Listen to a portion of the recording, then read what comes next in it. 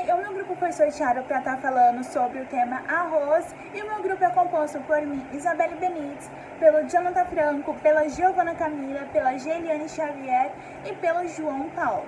Eu vou estar falando um pouquinho e eles vão estar dando continuidade ao seminário. Então, o arroz é da família Poácea. Ele é o segundo cereal mais cultivado no mundo. Ele pode ser uma planta tanto perene quanto anual. E ele vai se adaptar, ele vai se desenvolver tanto em solos alagados quanto em solos secos. Ele é um grande gerador de renda aos produtores rurais pelo fato de que ele é consumido diariamente no mundo inteiro. O arroz é um dos alimentos com melhor balanceamento nutricional, sendo 20% de energia e 15% de proteína necessária para o homem. Ele é um alimento que tem um alto potencial para combater a fome. O arroz ele é consumido e cultivado em 120 países no mundo. Está em destaque pela produção e pela área plantada. Ele está em terceiro lugar dos maiores grãos mais cultivados no mundo. Só está abaixo do milho e do trigo.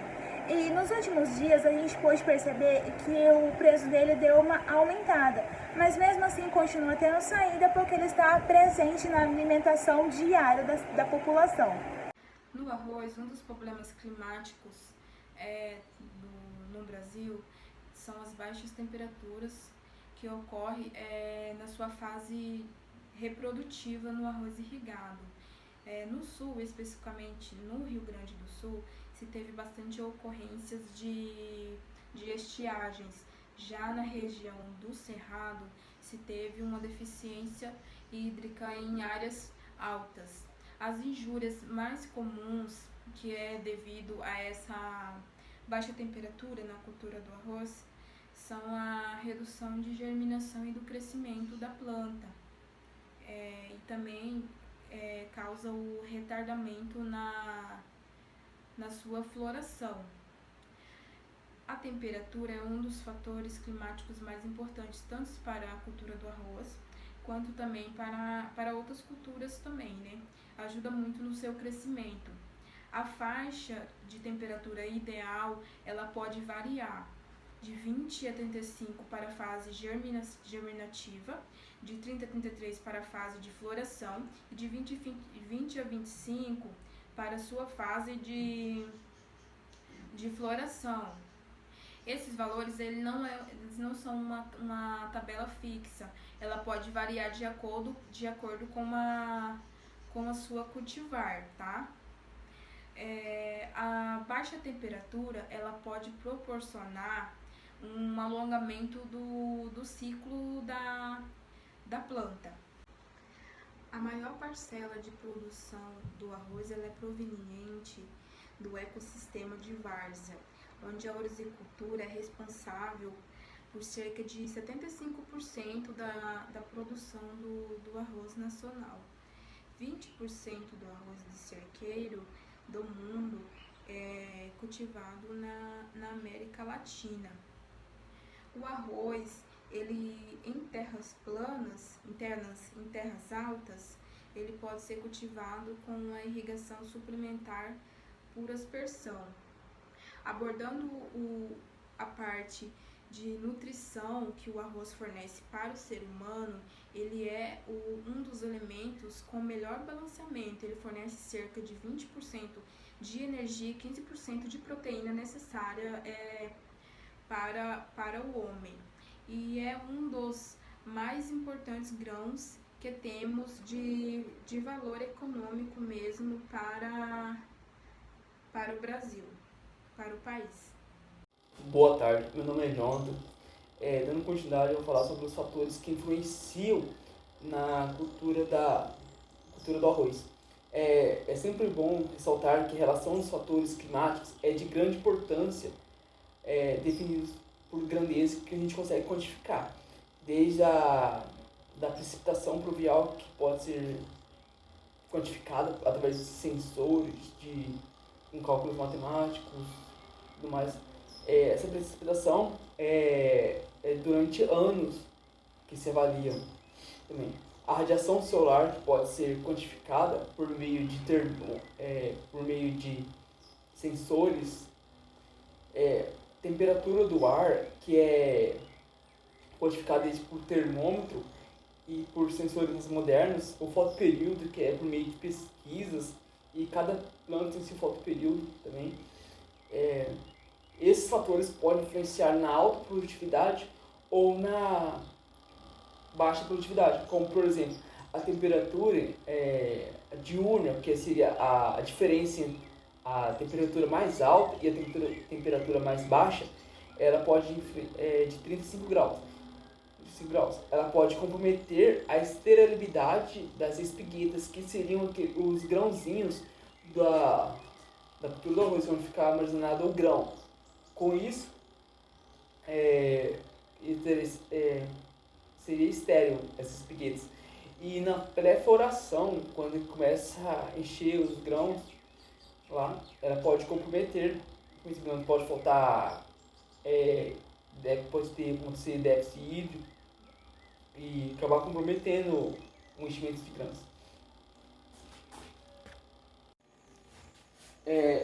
Com base em temperatura de 35 graus diurnos, a planta fisiologicamente ela vai começar, ela vai ter outros gastos, em vez de fixar carbono e liberar oxigênio, ela vai começar a liberar carbono e fixar oxigênio e utilizar na respiração, porque ela vai sofrer um grande estresse. E com isso há estudos com melhoramento genético, para melhorar isso também, com a utilização de genótipos que tolerem essas temperaturas altíssimas também. E com isso vai depender muito da cultivar que você esteja utilizando. As cultivares resistentes a essa temperatura diurna, e como há cultivares que são de baixa temperatura, como por exemplo a japonica e a índica, que tolera algumas determinada temperatura, e com isso não vai causar esterilidade dos grãos.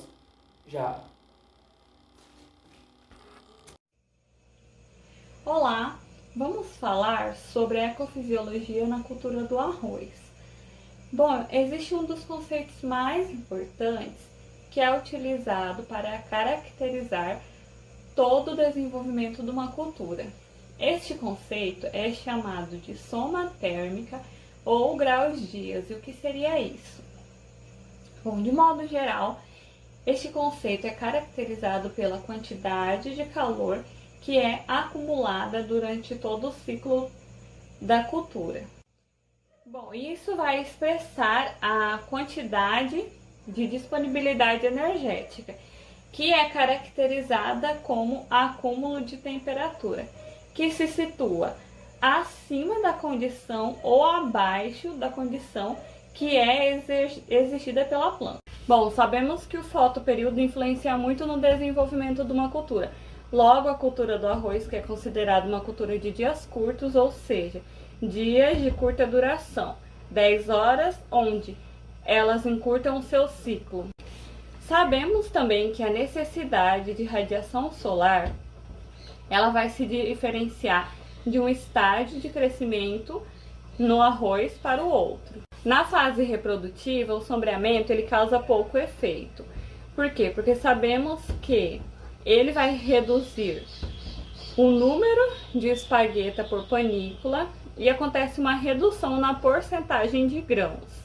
Isso vai afetar as duas fases que são consideradas sensíveis à produção, reprodutiva e a de maturação. No estágio inicial, a planta ela precisa de uma quantidade mínima de radiação solar. Só que isso vai aumentar conforme a idade da planta, então é um processo progressivo. Se a planta está no estágio inicial, ela vai precisar dessa quantidade mínima. Assim, conforme a idade dela, vai aumentar a quantidade de radiação solar que ela vai precisar por dia. E dentre os principais fatores ambientais que determinam o desenvolvimento da cultura, podemos citar a radiação solar. O que ocorre? A radiação solar ela é interceptada pela folhagem, onde ocorre uma maior fonte de energia para a planta.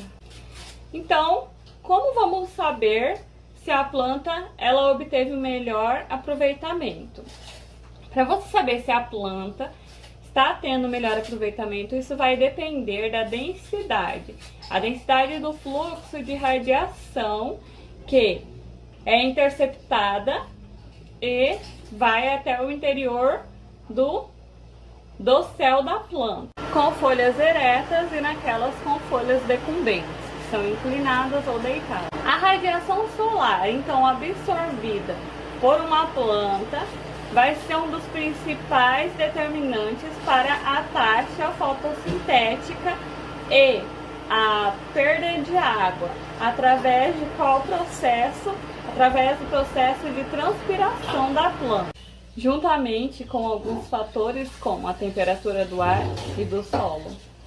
E o saldo de radiação solar de um dossel é representada pela quantidade de energia, ou seja, resulta em troca de energia para esta planta. Então, podemos concluir que a radiação ela é muito importante, sim. É um processo muito importante para a cultura, até porque é através dessa que a planta consegue realizar o processo de fotossíntese e, consequentemente, conseguir concluir todo o ciclo de desenvolvimento. Sou João Paulo. O número de horas-luz do dia entre o nascer ou o se pôr do sol é conhecido como fotoperíodo. A resposta das plantas ao fotoperíodo é determinada de fotoperiodismo. O fotoperíodo influencia o desenvolvimento das plantas de arroz. Ela é uma planta de dias curtos, logo dias com duração de 10 horas. Encurtam os seus ciclos, antecipando a floração. Sua diferenciação floral inicia-se em resposta aos dias curtos. Quando a planta exposta a longos fotoperíodos, ela pode nem ser iniciada a sua floração.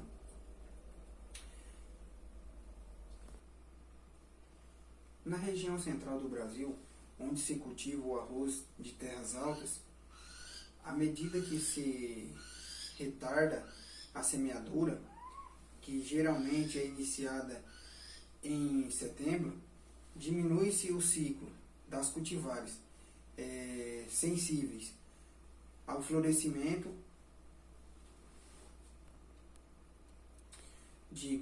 fotoperíodo, em decorrência da redução progressiva das horas de escuridão.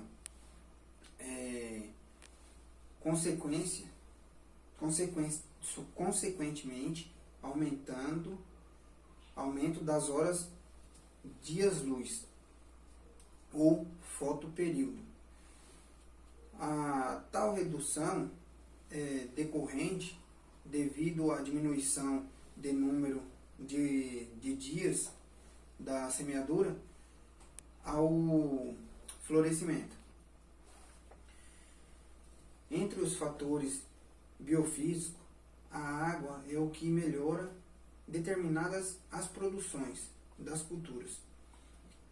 Entretanto, menos de 5% da água absorvida é usada pelas plantas no processo fotossintético. É o restante da perda de água. Através